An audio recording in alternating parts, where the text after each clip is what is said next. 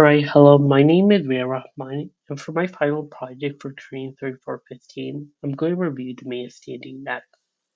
So, the director of this film is Woo Min Woo. He graduated with a film degree from Chung-Ang University. He credits his inspiration for the main standing next based on the Korean book named KCI Chief, as well as the well-known movie The Godfather. Throughout his career, he's been able to create, film, and direct many different movies, including Who Killed Jesus, which was his directorial debut in 2000. Later, he directed The Man of Vendetta, The Spy, Inside Man, and The Drug King. Later this year, he's going to release and direct Harbin.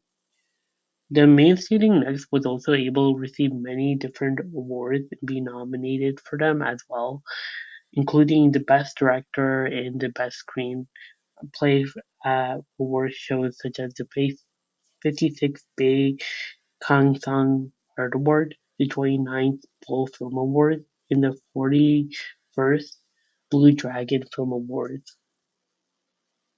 So the cast of this film consists of many different people. We first have Lee Byung-hun, who plays Kim Jong-pyong, who was a KCI director between 1976 to 1979. He's based off of the real-life character Kim Jae-kyo. We also have Lee Sung-moon. He played Park Jong-hee, and this was the third president of South Korea between 1963 to 1979. We also have Kwok Do-won. He plays Park Yong-gak, who was a former KCI director between 1963 to 1969. He's based off of the real-life character Hee Young-wook. There's also other people that help create the cast as well. We have Lee Hee-yeon, who plays Kwok Sang-yeon, who's the director of the Presidential Security Service, and he's based off of the real-life character Ya Shi-chol. We also have Kim So-jin, who plays Shin. She's a Korean lobbyist, and throughout the film we're going to see her working in association with Park Jong-gak. Lastly, we have Seo Hyun-woo. He played Jeon Do-hyuk, who's the chief of Defense Security Command. This character is based off of the real-life person Jeon Do-hwan, who would later serve as South Korea's president. So before getting straight into the film, I'd like to provide a historical background of what events were happening during the setting of this film. So we first have the May 16 military coup d'etat, and this was executed by Park Geun-hye and the Military Revolutionary Committee in 1961. It ultimately led to the downfall of the Second Republic and the formation of the Supreme Council of National Reconstruction. We also have Koreagate. This was a 1976 case where the KCI tried bribing Korean businessman Toksun Park, and they used him as a means of influencing American politics. When the United States found out about Koreagate, they formed the Fraser Committee and they used this committee to investigate the scandal. Lastly, we have the 10.26 incident. This was the assassination of President Park at Blue House, and this was done by a KCI director named Kim Jae-kyo. To this day, it remains uncertain what the motive for their action was. Some speculate that it was part of a coup d'etat, while others believe that Kim solely acted based on his impulsion. So, for this next part of my review, I like to provide a synopsis of the film and break it down into easy, understandable parts. So, first we have the first section of the film, which focuses on Korea Gate. So, with the KCI being under President Park control, Park Yoon-gak testifies to the U.S. Congress about the president's involvement in the case. And this helps provide insight on what Koreagate looked like at the time and how it impacted multiple nations on an international scale.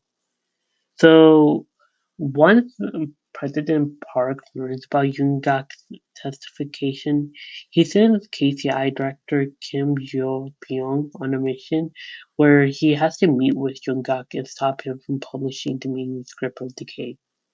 This demonstrates Korea's repeated attempt in trying to hide the secret lobbying that was happening within their government. Ultimately, Yoon-gak does give him a copy of the manuscript, but he does warn Kim about one thing.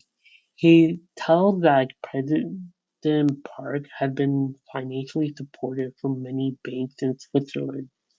So this gives us an idea of how President Park used lobbying as a technique to remain in power for so long that he did. So the second part of this film focuses on the hunt on Park Yoon-gak.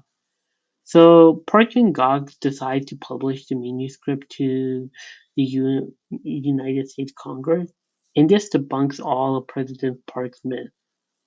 So by Yoon-gak performing this, is able to symbolize the willpower that some Koreans had in trying to bring down the president's corrupt rule to an end. So fearing that his rule may come to an end, President Park decides to nominate Kim as his successor. And he gives Kim all the freedom to do whatever is possible to stop Yoon-gak.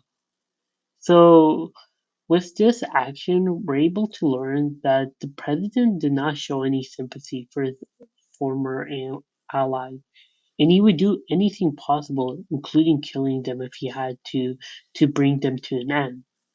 So with this order intact, Kim's team and Kwak's Sung-hyun teams battle each other in Paris on trying to assassinate Yoon-gak.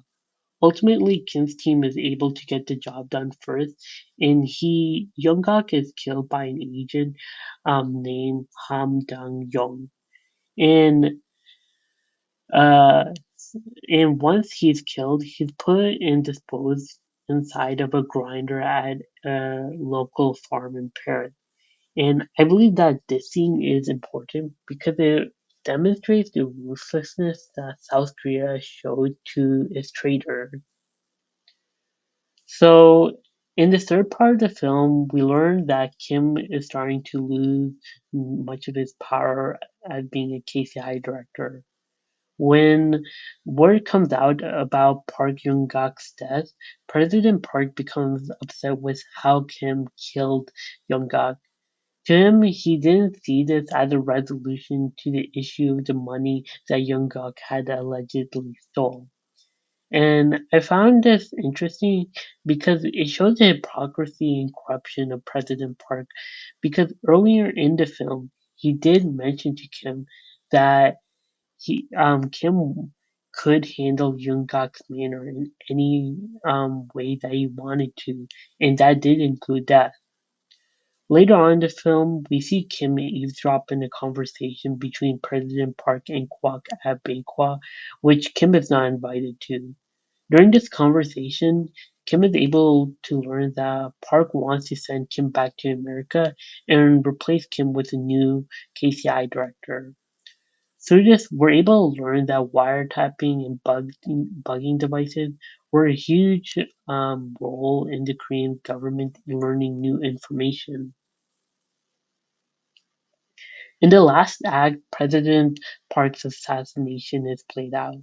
So President Park invites Kim a to the Blue House for dinner, but Kim becomes frustrated, and this ultimately leads to Kwok and President Park being shot with a pistol until they're dead. And once Kim performs it, he drives back to the army headquarters where he turns himself in and gets arrested. Later on, he gets hanged for his assassination. And I believe this whole assassination scene kind of shows how corrupt President Park really truly was and how it was too much for people to handle. And I believe that this ultimately costed him his death. So lastly, I want to talk about what did I learn from this film. So I first learned about the corrupt ruling of President Park. Throughout the film, President Park is shown to have engaged in many obscure operations, which made me think that he was a corrupt ruler. And this includes like the illegal lobbying from the Korea Gate scandal, as well as the killing of many innocent citizens with martial law. Alongside this, I also learned that President Park would constantly manipulate and betray his former comrades after they performed the deeds that he needed them to. So, for instance, he removed Park Yoon-gak as KCI director after killing Councillor Kim. And similarly, he removes Kim Yo-pyong after killing Yoon-gak. Lastly, I learned that there was a heavy rise of democracy during the 1970s for South Korea. So in the film, we're able to see that millions of people began democratically ri- rising against President Park in cities like Busan and Masan through the Buma uprising. And this was interesting because I didn't know that these protests were to this large of a scale. And ultimately, this did bring attention to Park because he did fear that these protests would have expanded in Seoul. And lastly, I learned that several officials within the South Korean government, such as Park Young-gak and Kim Kyo-pyong, as we see in the film, objectified against the authoritarian style of Park Geun-hye's presidency.